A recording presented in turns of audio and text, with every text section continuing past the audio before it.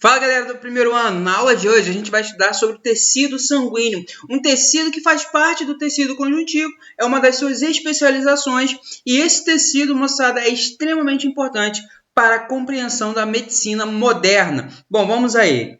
O tecido sanguíneo, moçada, ele é um tecido bem líquido. Isso por quê? Lembrem-se que todo tecido conjuntivo tem muito líquido entre uma célula e outra. Nesse caso aqui, a matriz intercelular vai ter uma abundância de água gigantesca. Então, a gente vai ter uma quantidade de água que vai tornar esse tecido muito fluido, muito líquido. Aonde que é produzido o tecido sanguíneo? O tecido sanguíneo, moçada, ele é produzido na medula óssea vermelha. Lembrem-se que existem dois tipos de medula óssea. A medula óssea vermelha, que é aquela que vai produzir o sangue, e a medula óssea branca, que é aquela medula que vai nutrir a medula óssea vermelha, beleza? Como um todo, moçada, esse tecido tem por função transportar substância, regular o corpo e proteger o nosso corpo, uma vez que as células de defesa do nosso organismo pertencem ao tecido sanguíneo, tudo bem? Bom, como que é o nosso sangue propriamente dito? O nosso sangue propriamente dito, ele é formado de plasma, elementos figurados, certo? Como assim, professor? Molecada, imagine o seguinte, peguei uma amostra de sangue, coloquei numa centrífuga, ela rodou e fez essa separação entre os elementos figurados e o plasma. Show de bola? O plasma, como ele é menos denso, ele fica acima. Nosso plasma, moçada, é formado de 93% de água. Por isso que é um tecido extremamente fluido, por isso que o nosso sangue é líquido.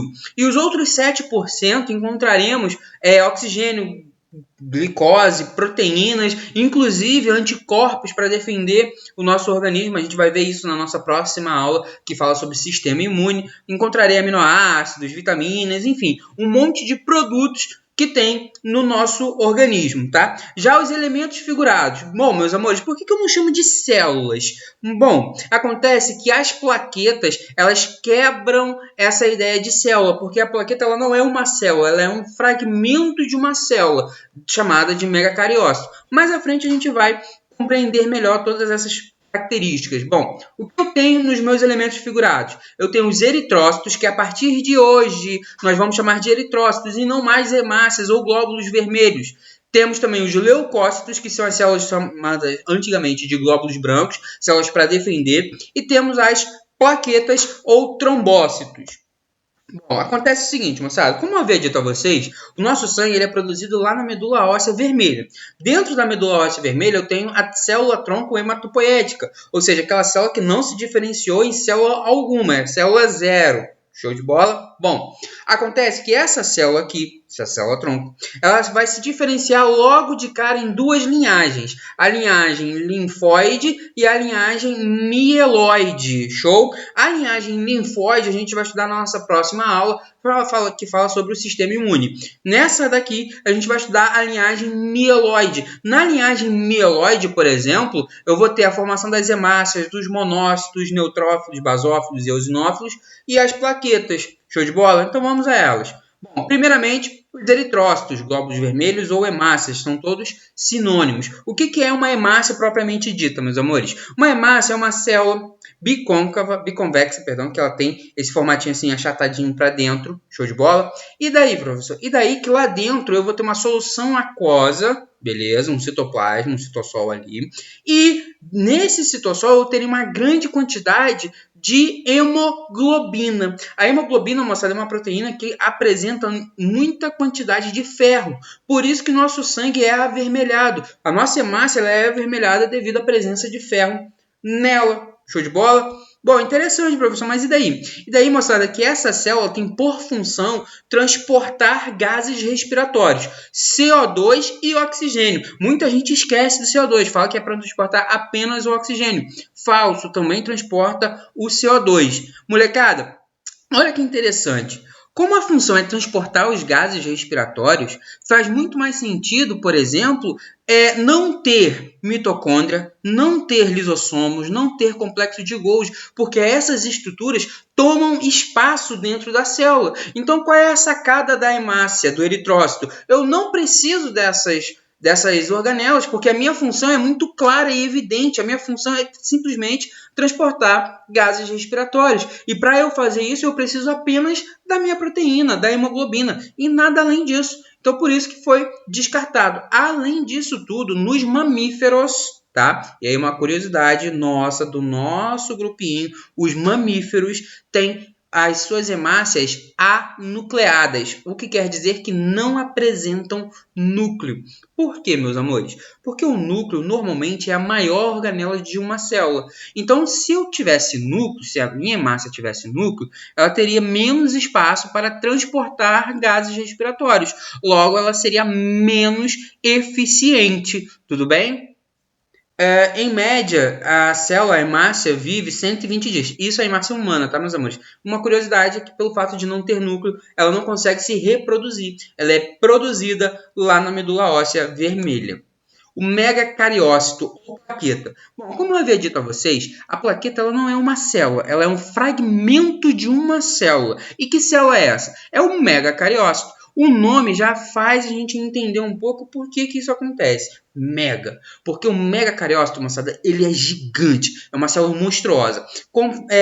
Prestem atenção aqui nessa imagem, nesse desenho. Em laranjinha, eu tenho o vaso sanguíneo. Show de bola? Fora dela, eu tenho a minha medula óssea. Show? A medula óssea vermelha.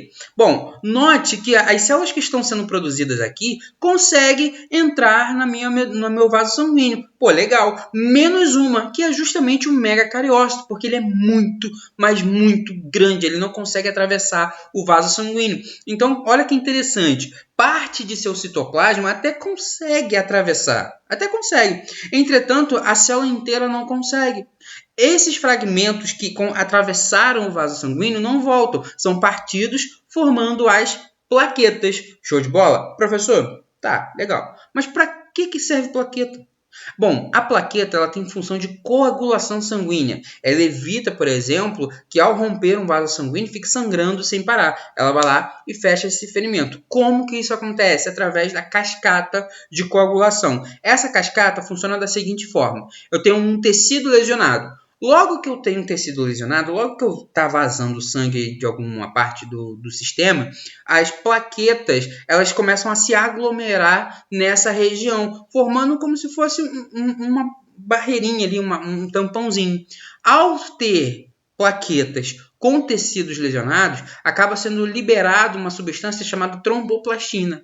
O que essa tromboplastina faz? Bom, meus amores, a tromboplastina faz com que a protrombina ative-se em trombina. Vamos por parte. A protrombina é uma proteína que não faz absolutamente nada. Ela não faz nada. Ela só está ali livre, leve, solta, circulando no meu plasma sanguíneo. Está lá, circulando, circulando. A partir do momento que ela detecta a presença da tromboplastina, a protrombina vira trombina. Show de bola? Essa trombina, para ser formada, para ser diferenciada, é necessária a presença de cálcio, um sal mineral extremamente comum no plasma sanguíneo. A trombina faz o seguinte, ela faz com que o fibrinogênio, que também é uma proteína que está circulando no meu sangue, é uma proteínazinha que está lá, livre, leve e solta, seja ativada, formando a fibrina, que é o coágulo, que a gente chama de coágulo. Show de bola? Bom, interessante. Professor, eu me lembro que lá nas nossas aulas sobre vitaminas, o senhor falou que vitamina K é importante para a coagulação sanguínea. E como que isso acontece? Bom, tá aqui. Acontece que a protrombina ela é produzida lá no nosso fígado, assim como o fibrinogênio também é. Só que para eu produzir protrombina, eu preciso da presença da vitamina K. E olha que interessante, por isso que a gente chama de cascata. Se eu não tenho, por exemplo, a vitamina K, logo eu não tenho protrombina, logo não tenho trombina, logo não faço fibrinogênio virar fibrina. Show de bola? Então perceba que está tudo conectado, tudo ligado uns aos outros. Show de bola? Leucócitos. Os leucócitos, moçada, são antigamente, lá na oitava série, na sétima série, vocês chamavam de glóbulos brancos. São células responsáveis pela defesa do nosso organismo. Show de bola? Só que existe uma variedade grande de tipos de leucócitos. E aí, a gente vai classificar esses tipos de leucócitos em granulosos, quando houver vesículas, bolsinhas contendo alguma citotoxina, e agranulócitos, quando não houver essas bolsinhas. Os agranulócitos são os linfócitos e os monócitos. Já os granulócitos, eosinófilos, neutrófilos e basófilos. Show de bola? Bom, meus amores, tipos de leucócito. O mais comum, o mais abundante é o neutrófilo. O neutrófilo, moçada, é aproximadamente 60%, 70% do seu glóbulo branco. Ele tem uma capacidade de fagocitar, ou seja, de engolir um inimigo, muito alta. Ele é muito especializado nisso. Não é à toa que ele é o principal leucócito que vai nos defender de bactérias e protozoários. Show? E olha que interessante, uma curiosidade. Quando ocorre esse processo infeccioso, essa invasão ao nosso organismo, acontece que algumas células de defesa nossa acabam morrendo nesse processo. E ao morrer nesse processo, se acumulam ali na região, o que vai produzindo um líquido esbranquiçado que a gente chama de pus. Quando a gente está vendo pus, moçada, na verdade a gente está vendo um monte de leucócitos, principalmente os neutrófilos, mortos durante o processo infeccioso. Eosinófilos. Bom, eosinófilos, moçada, ele atua no processo alérgico, mas principalmente ele nos defende contra verminoses. Por exemplo, a teníase contra ascaridíase, quando eu pego uma lombriga, quando eu pego uma solitária. Porque, veja bem, normalmente quando a gente fala de invasão, nós, professores, vocês associam diretamente a organismos microscópicos, como o caso de uma bactéria, de um protozoário, de um vírus, mas vocês se esquecem que organismos maiores também invadem o nosso corpo, como é o caso dos vermes. Então, para defender o nosso corpinho contra os vermes, a gente tem os eosinófilos. Os eosinófilos, eles têm uma capacidade de fagocitar. Entretanto, não é tão boa, é bem devagarzinho, tá? É bem menor que os neutrófilos, por exemplo. O processo antialérgico dele é que ele libera um antivasodilatador, um vasoconstritor, que em vez de dilatar o vaso sanguíneo, ele vai constringir. Show de bola? Basófilos. Os basófilos, moçada, eles estão intimamente ligados a processos alérgicos. Show? Como assim, professor? Quando a gente começa num processo alérgico, a primeira coisa que acontece é que o basófilo começa a liberar histamina. A histamina é um vasodilatador, faz com que o vaso sanguíneo, que é dessa finurinha, fique dessa finurinha. Ela fica esticada. Logo, as células ficam mais afastadas umas das outras, o que permite que células de defesa que estão no vaso sanguíneo atravessem a parede do vaso sanguíneo com maior facilidade. Show de bola? Sem ter a histamina, não dá para atravessar, as células de defesa não conseguem atravessar com facilidade o vaso sanguíneo. Show de bola? Só que olha que interessante, a partir do momento que eu estiquei esse vaso sanguíneo, que eu estou com células mais afastadas umas das outras, o plasma sanguíneo, um pouco de sangue, começa a extravasar também do meu vaso sanguíneo. E isso desencadeia aquele processo de coagulação, aquela cascata de coagulação. Bom, mas espera aí, não é isso que o meu corpo necessita nesse momento. O meu corpo ele necessita deixar passar as células de defesa para atacar o meu inimigo que está invadindo, sei lá, a minha pele, sei lá, a pelezinha aqui da minha mão. Então, o que vai acontecer? O basófilo também libera uma substância chamada heparina, que é um anticoagulante. Ele evita aquela cascata de coagulação que nós vimos lá na plaqueta. Show de bola? E isso é importante, porque aí permite que as células de defesa continuem a chegar na região afetada. Show? E monócitos. Os monócitos, moçada, eles são células grandes, representam apenas de 3 a 8% dos leucócitos dos seres humanos, são produzidos na medula óssea, mas eles têm uma capacidade de migrar para outros tecidos. Show de bola? Assim como o neutrófilo. O monócito e o neutrófilo, eles têm uma capacidade de migrar muito boa, mesmo que não haja um vasodilatador. Show de bola? Quando isso acontece, quando ele migra do vaso sanguíneo para um tecido, eu chamo esse fenômeno, essa passagem, de diapdese. Show de bola? Quando o monócito sai do vaso sanguíneo, eu chamo de macrófago. Belezinha? E os macrófagos ainda podem se especializar dependendo do tecido aonde eles vão se encontrar. Por exemplo, se um macrófago desse invade o tecido ósseo, por exemplo, ele vai se transformar num osteoclasto.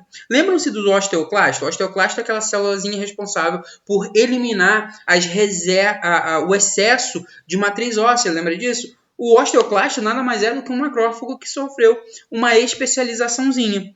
Bom, meus amores, algo que é muito comum nos exercícios é o exercício mostrar um examezinho de sangue e perguntar que tipo de problema essa pessoa pode ter. E aí vamos supor o seguinte, o exame de sangue está mostrando que o nível de eritrócito está baixo, o nível de hemácia está baixo. Que problemas essa pessoa vai ter? Bom, essa pessoa vai ter uma anemia. Existe um tipo de anemia que é por falta de células vermelhas do sangue. Se o nível de plaqueta está baixo, eu vou ter um grande problema de hemorragia. Se o meu nível de plaqueta estiver alto, professor, eu posso ter inúmeros coágulos se formando dentro de mim. E esses coágulos circulando no meu sangue pode acabar entupindo aí algum vaso sanguíneo e estourar, podendo ocasionar um AVC isquêmico ou hemorrágico. Agora, se existe algum processo infeccioso em mim, se existe alguma bactéria, ou vírus, sei lá, algum antígeno invadindo o meu corpo, o meu nível de leucócito ele não abaixa, ele sobe. Porque veja bem, se o meu corpo está sofrendo um ataque, eu vou diminuir a minha defesa? Não, eu vou aumentar a minha defesa. Então, se aparecer lá no exame de sangue que o nível de leucócito está alto, mas qual leucócito, professor? Aí depende de que organismo está invadindo, tudo bem?